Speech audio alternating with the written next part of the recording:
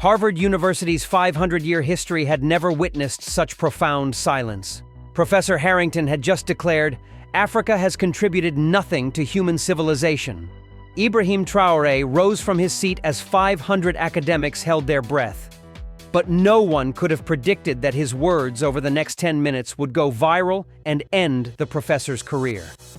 The Sheldonian Theater at Harvard was packed that March afternoon. It was meant to be a routine lecture on global leadership in the 21st century, featuring various world leaders and academics. Ibrahim Traoré, President of Burkina Faso, had been invited as part of the university's African Leadership Series.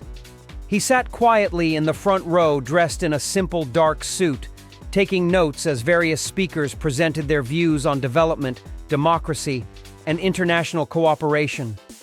Professor Edmund Harrington took the stage at 3:30 p.m. A man in his late 60s with silver hair and wire-rimmed glasses, he commanded respect through decades of published work on European history and civilization. His introduction was glowing. Rhodes Scholar, author of 12 books, holder of 3 honorary doctorates. As he began his lecture on the foundations of modern civilization, his tone was confident, almost dismissive, as if the conclusions he was about to present were beyond dispute. "When we examine the pillars of human advancement," Harrington began, his voice echoing through the historic venue, "we see a clear pattern. Mathematics from Greece, law from Rome, philosophy from Germany, industrial innovation from Britain." He paused, surveying the audience over his glasses. "The foundations of what we call civilization have decidedly Western origins." Several audience members shifted uncomfortably, but Harrington continued, emboldened by the academic setting that had long protected such views. 20 minutes into his lecture, Harrington made the statement that would define the rest of his life. Now, some might ask about other continents' contributions. Asia gave us gunpowder and paper. Certainly the Americas had sophisticated calendars. But Africa? He paused dramatically, a slight smirk playing on his lips. "I challenge anyone in this room to name a single significant contribution to human civilization from sub-Saharan Africa. The continent has been a recipient of civilization, not a contributor to it." The silence that followed was deafening.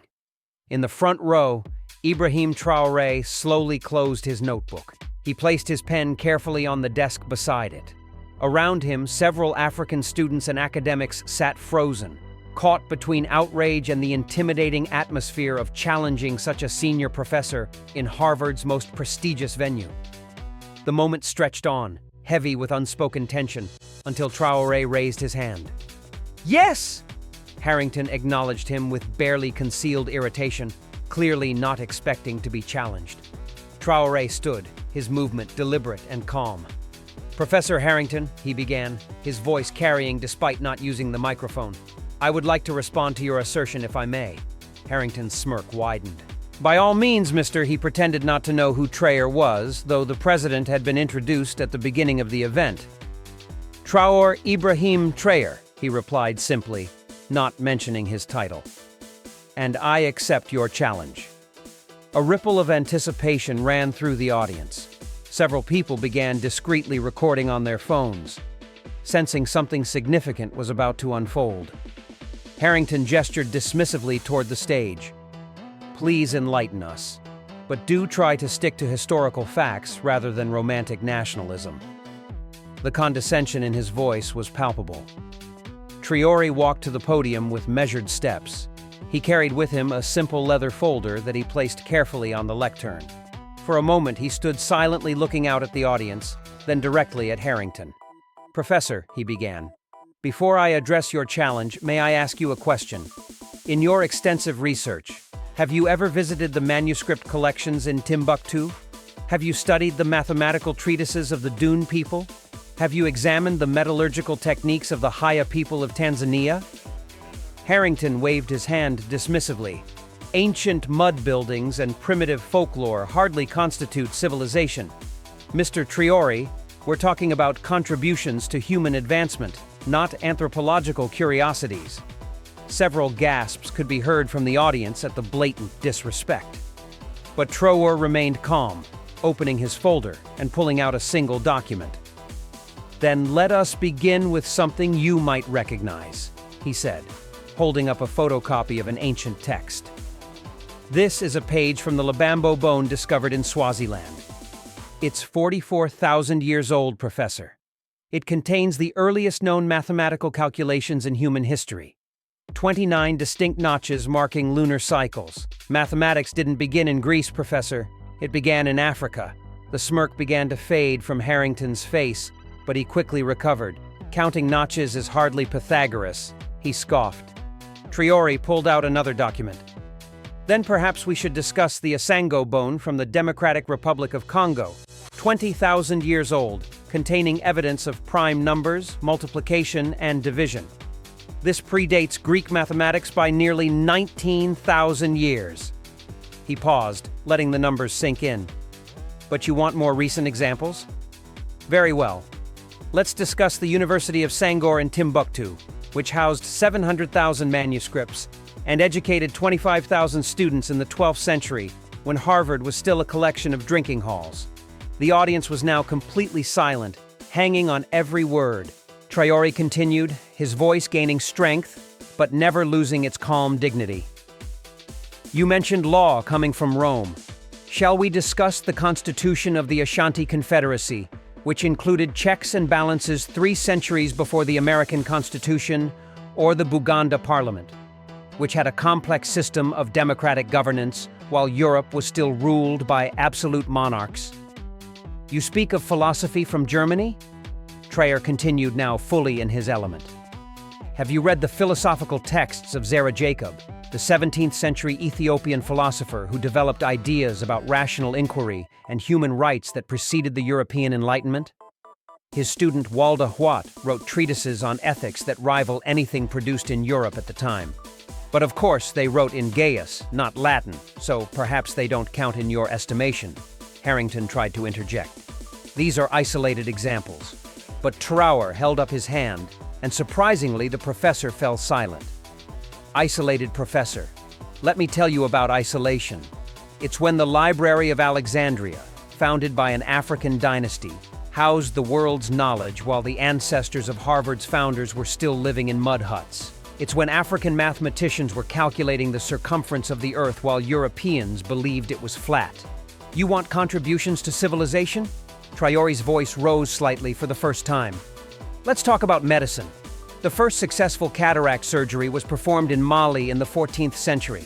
The first Sekarayan section, where both mother and child survived, was performed in Uganda in 1879, using techniques that wouldn't appear in European medicine for another 50 years. The first vaccination, not Edward Jenner's cowpox, but variolation against smallpox, was practiced in West Africa and brought to America by enslaved Africans." He pulled out another paper architecture.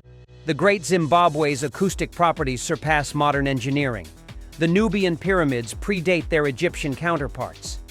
The rock churches of Libella were carved from single pieces of volcanic rock with a precision that modern engineers struggle to explain. But perhaps you've never heard of these because they don't fit your narrative of African primitiveness." The transformation in the room was palpable.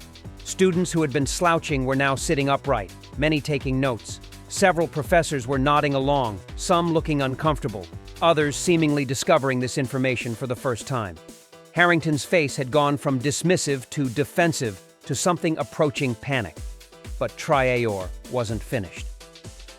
"Let's discuss metallurgy," he continued, his voice now carrying the authority of absolute certainty. "The Haya people of Tanzania were producing carbon steel in blast furnaces 2,000 years ago, a technique that wouldn't appear in Europe until the Industrial Revolution. The bronzes of Benin are so sophisticated that when Europeans first saw them, they refused to believe Africans could have made them. So they invented theories about lost Portuguese craftsmen, agriculture. Africans domesticated pearl millet, sorghum, African rice, yam, black-eyed peas, watermelon, and okra.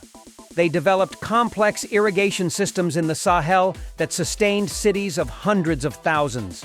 While Europe was experiencing the Dark Ages, the terrorist agriculture of the Dune people has sustained communities for over 1,000 years in conditions where European farming methods fail within a season.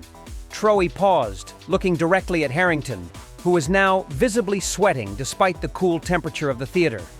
But perhaps most importantly, Professor, let's talk about Ubuntu, the philosophical concept that I am because we are. While European philosophy was obsessing over individual rights and conquest, African philosophy was developing concepts of restorative justice, collective responsibility, and human dignity that the so-called civilized world is only now beginning to understand.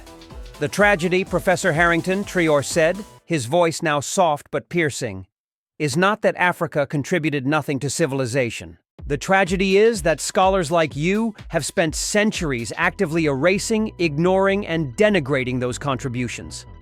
When the Library of Timbuktu was at its height, housing more books than any European university, your ancestors called us illiterate. When our astronomers were tracking the movements of the stars, you called us superstitious. When our healers were performing complex surgeries, you called us witch doctors. He picked up his folder and pulled out one final document. This, Professor, is a letter from Cecil Rhodes, founder of the scholarship that perhaps funded your education. In it, he explicitly states that African history must be suppressed to justify colonization. Your ignorance isn't accidental, Professor. It's the result of a deliberate, systematic effort to erase African contributions to human civilization, and you've been perpetuating it for 47 years. The silence in the theater was absolute. Harrington stood at the side of the stage, his mouth opening and closing, but no words emerged. Traoré wasn't quite finished. I could continue for hours, Professor. I could tell you about the astronomical calculations of the Dune people who knew about Sirius B centuries before Western telescopes could detect it. I could describe the complex fractal geometry in African art that predates Mandelbrot by centuries. I could explain how the call and response tradition of African music became the foundation for jazz, blues, rock, and virtually every form of popular music. But I think I've made my point. Traoré concluded, the question isn't whether Africa contributed to civilization. The question is why you, a professor at one of the world's most prestigious universities, don't know any of this, or worse, he paused, making eye contact with Harrington, why you know it and choose to deny it.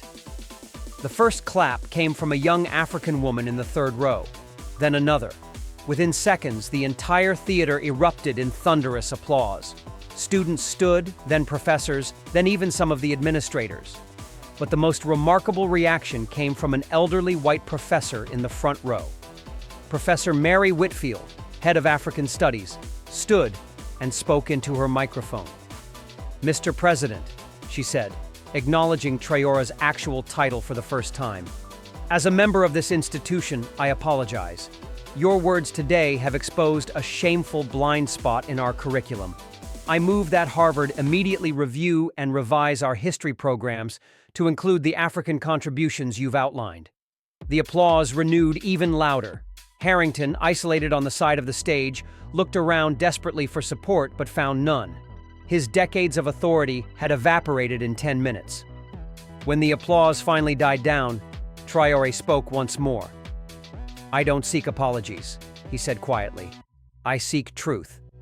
And the truth is that human civilization is not the property of any one continent or race. It's the culmination of all human achievement, from the first mathematical calculation on an African bone to the latest scientific discovery. But as long as professors like Dr. Harrington continued to teach a deliberately incomplete history, we perpetuate ignorance and prejudice. Today in this room, we have a choice. Continue the lies or embrace the full, rich, complex truth of human achievement. He gathered his papers and walked back to his seat. As he passed Harrington, he paused. Professor, he said quietly, but loud enough for the microphones to pick up. I've left copies of all these sources with your department. I hope you'll find time to read them. The aftermath was swift and decisive. Within hours, videos of Traoré's response had been uploaded to social media with titles like African President Destroys Racist Harvard Professor and the Most Epic Takedown in Academic History. By the next morning, the videos had millions of views. News outlets around the world picked up the story. Scholars from various African universities provided additional examples supporting Traoré's points. The hashtag #AfriCivilization began trending globally. Professor Harrington released a statement the following day announcing his early retirement to pursue personal interests. Harvard University issued a formal apology and announced a comprehensive review of its history curriculum. The Sheldonian Theater, where the confrontation had taken place, would host a new annual lecture series on African contributions to global civilization. The first speaker would be Ibrahim Traoré, but perhaps the most significant outcome came from the students. Enrollment in African studies programs surged across British universities. Young historians began traveling to Africa to study in archives that had been ignored for centuries. The manuscripts of Timbuktu, the astronomical knowledge of the Dune, the medical practices of traditional healers, all became subjects of serious academic study. A year later, Harvard University unveiled a new statue in its main quadrangle. It wasn't of Ibrahim Traoré who had declined the honor. Instead, it was of Ahmed Baba al-Timbuktu, the 16th century African scholar whose 1,600 books on law, medicine, philosophy, and mathematics had educated generations while Harvard was still in its infancy. The inscription read, "Knowledge has no color, wisdom has no continent, and truth belongs to all humanity." In an interview years later, Traoré reflected on that day at Harvard. "I didn't go there intending to give that speech," he admitted. But when Professor Harrington made his statement, I thought of all the African children who would hear such words and believe them. I thought of all the brilliant African minds throughout history whose contributions were erased or stolen. I couldn't remain silent. The real tragedy, he continued, is not what one ignorant professor said. It's that his views were considered acceptable in an institution dedicated to truth and knowledge. How many students had sat through his lectures over 47 years absorbing these lies? How many went on to positions of power carrying these prejudices with them? That's why I had to speak. Not to humiliate him, but to break the cycle. The interviewer asked if he felt his response was too harsh. Traoré shook his head. For centuries, African history has been written by those who enslaved us, colonized us, and exploited us. They had no interest in acknowledging our achievements. When you've been denied your history for so long, speaking the truth isn't harsh. It's necessary. Professor Harrington had 47 years to learn the truth. He chose ignorance. I simply chose not to let that ignorance stand unchallenged. Today, the Traoré moment, as it came to be known, is studied in universities worldwide as a turning point in academic discourse about African history. It serves as a reminder that knowledge, real knowledge, requires humility, curiosity, and a willingness to challenge long-held assumptions. It proved that sometimes the most powerful weapon against prejudice isn't anger or violence. It's truth delivered with dignity and backed by irrefutable facts. And in classrooms from Lagos to London, from Cairo to Cape Town, teachers now begin their lessons on African history with a simple truth that should never have been controversial. Africa is not just part of human civilization. It's where human civilization began. The silence that fell over Harvard University that March afternoon wasn't just the end of one professor's career. It was the beginning of a long overdue conversation about whose stories get told, whose achievements get recognized, and whose contributions to human civilization get remembered.